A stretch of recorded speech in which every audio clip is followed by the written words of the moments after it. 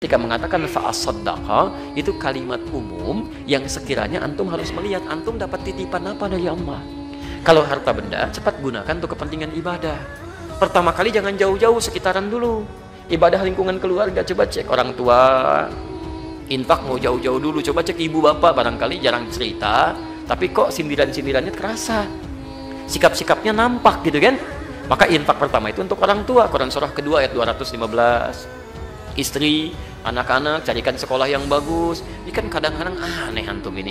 Tetangga dipikirin, anak sendiri dibiarin. Itu si Yusuf Mansur seharusnya konsen saja terhadap apa yang selama ini dilakukan. Jadi ustadz aja benahin dulu cara sedekahnya itu. Benahin dulu pesantrennya itu. Jangan mengeksploitasi masyarakat dengan doktrin-doktrin sedekah yang menyembunyikan ajaran bahwa sedekah yang terbaik itu kepada kerabat, bukan kepada Yusuf Mansur. Bila mana ibu bapak semua sudah membawa uang hari ini, tidak usah pulang dibawa lagi tuh duit. Maju ke depan semua, kita serahkan untuk Allah. Setuju? Insya Allah.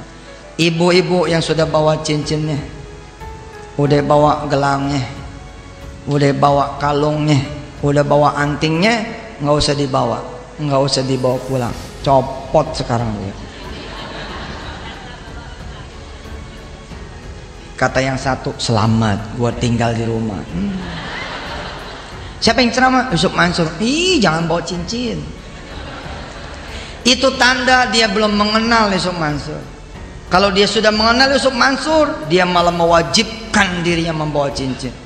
Kapan lagi memberikan sama Yusuf Mansur orang yang ada di depan sini? Masya Allah, Bapak tidak perlu ke Surabaya lalu naik pesawat ke Jakarta.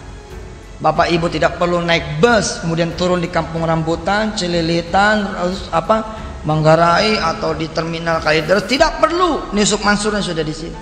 Tema saya begitu, mereka menghalalkan segala cara, artinya tidak mengajarkan sesuai dengan urut-urutan sedekah yang benar begitu. Ya. Mereka kalau mau itu harta kita disedekahkan ke dia semua gitu, Mas. Betul. Harta seluruh jamaah itu disedekahkan ke Yusuf Mansur kan begitu. Ya, benar.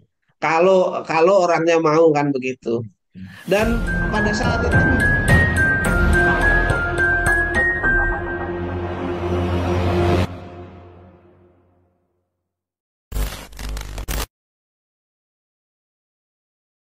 di Masjid Darussalam kan memang jelas jamaah-jamaahnya jamaah orang elit gitu Pak ya. Tetapi yang selama ini banyak video beredar kan Yusuf Mansur juga meminta jamaah sedekah perhiasan cincin gelang emas itu kepada orang-orang bawah Pak.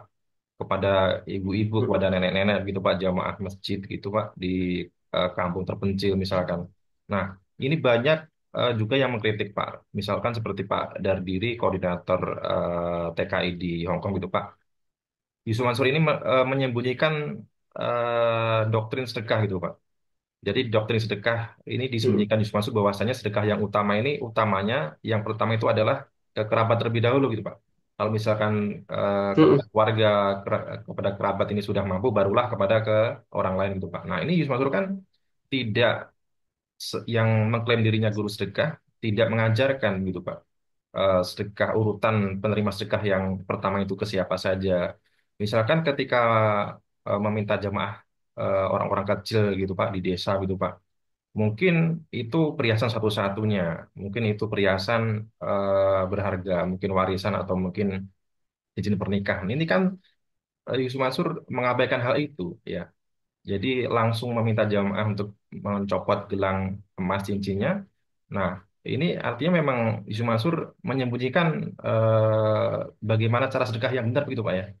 Dan langsung meminta bahwa sedekah itu kepada dirinya atau melalui dirinya.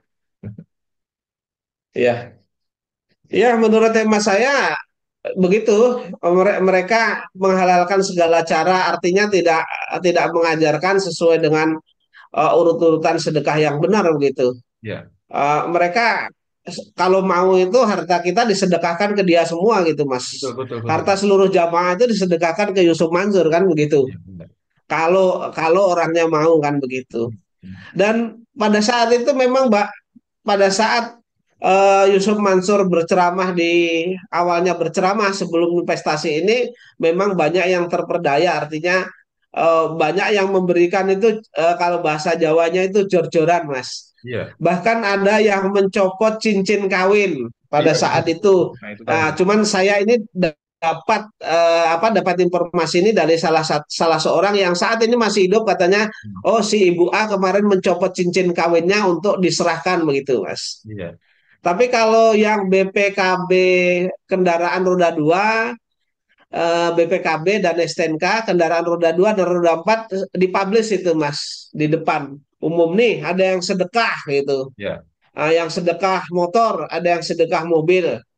Hmm. Ah, gitu, Mas. Nah, ya itu tadi yang aneh, Pak. Nah, saya tidak tahu apakah itu benar-benar disedekahkan atau hanya Yusuf Mansur pinjem orang, kemudian di situ biar dijual harga mobilnya lebih tinggi dari harga yang baru, saya tidak Iya, tahu, Mas. iya, iya. Tapi yang jelas saat itu mobilnya warnanya merah marun dan itu mobil premium, Iya. gitu, Itu Mas.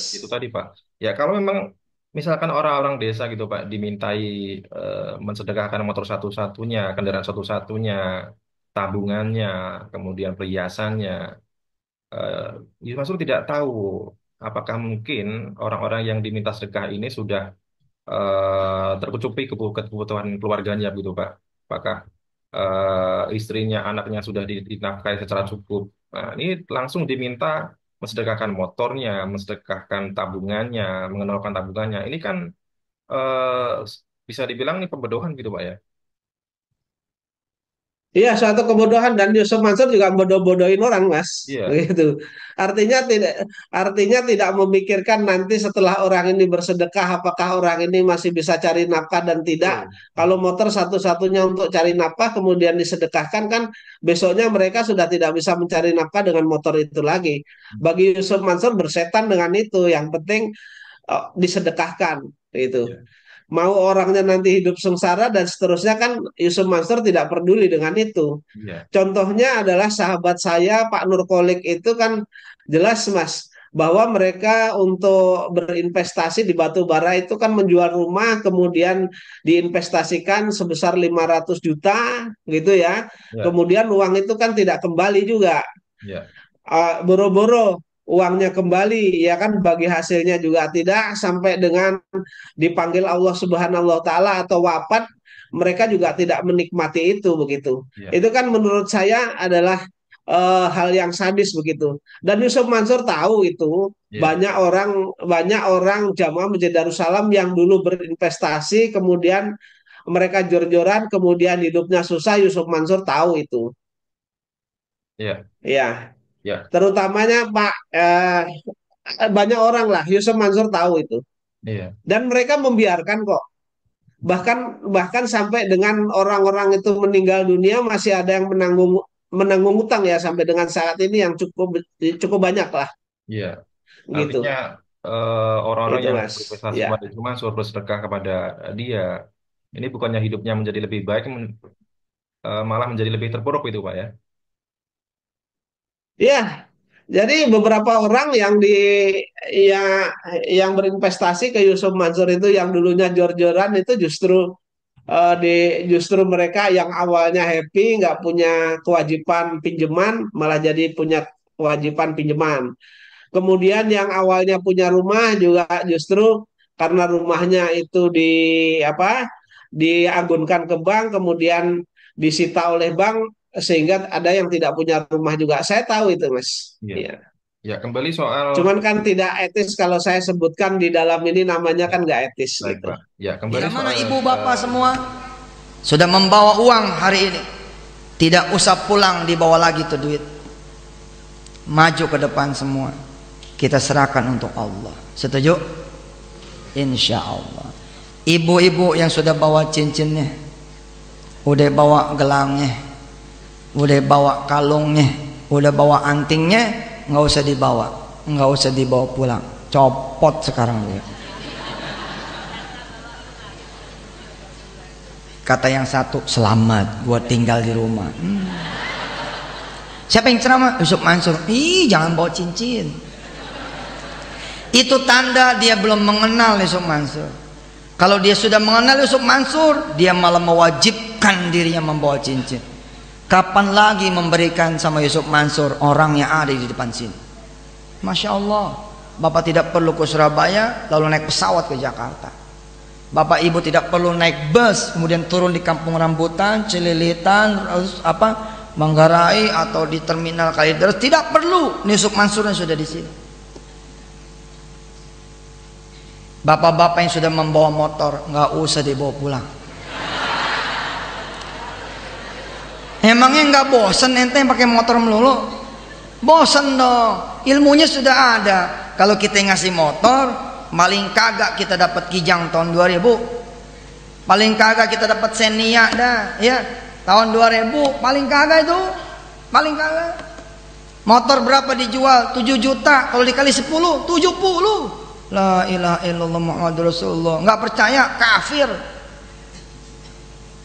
Nggak percaya kafir. Tidak jadi sedekah motor, bodoh. Ya bodoh dong. Hanya menyerahkan malam ini, insya Allah besok atau setelah telatnya. Tergantung husnuzon kita sama Allah, maka mobil itu betul-betul akan turun. Nih coba saya tanya bapak-bapak, yang jujur, siapa yang udah punya motor dan ada BPKB-nya? Nggak mungkin nggak ada. Satu masjid begini nggak ada. Baik, doanya dirubah, pertanyaan dirubah. Yang tidak ngacung sedangkan dia punya motor dan ada BPKB-nya, kita doain besok hilang.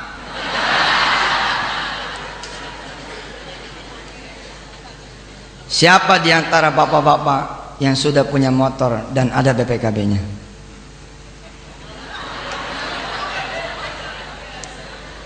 Bismillah. Pulang bicara sama istri. Ridho nggak mah? Bicara sama anak. Ridho nggak kalau ayah sedekah ini motor? Istri yang salehah, anak yang ulul albab, dia akan bilang, saya ikut nambahin wahai ayah. Insya Allah. Yang kemari sudah bawa mobilnya, nggak usah dibawa. Udah kasih sama ustadz sudah. Insya Allah pulang jalan kaki, naik becak. Ustadz, ya sudah pikirin.